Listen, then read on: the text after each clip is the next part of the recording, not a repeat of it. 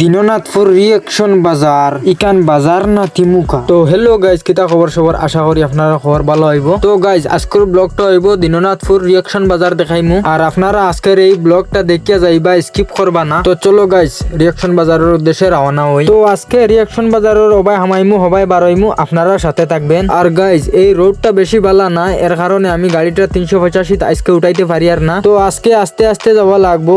আর ভিউটা দেখতে পাঠায় গাইজ, কত সুন্দর লাগে। আপনারা কিরকম দেখায় কমেন্টে অবশ্যই বলবেন। আর গাইজ, আমার ভিডিওর কমেন্টে অনেক জায়গার নাম আয়, কারণ একসাথে তো এতগুলা জায়গা দেখানো সম্ভব না। এক এক করে সব জায়গা দেখাবো, আপনারা আমার পেজটি ফলো করে রাখবেন। তো গাইজ, আজকের রোদটা অনেক টান, আর আমার ক্যামেরা রোদের পুরা দরের ভিডিওটা ক্লিয়ার ওর না। তো গাইজ, বর্তমানে রিয়েকশন বাজার ঢুকি যাই আর আমার এই ভিডিওটা দীননাথপুরের মানুষে দেখলে অবশ্যই কমেন্ট করবেন, কারণ রে ভাই এরকম ব্লগ কেউ দেখাইছে না এখন পর্যন্ত। তো দেখতে পাড্ডা রিয়েকশন বাজারটার ভিউটা অনেক সুন্দর, আপনারা কিরকম দেখলেন কমেন্টে বলবেন। তো গাইজ, বাজারটা ঢুকবার আগে আপনারা এই বাজারটার দৃশ্য কিছু দেখাই, অবশ্যই ভালো লাগবে।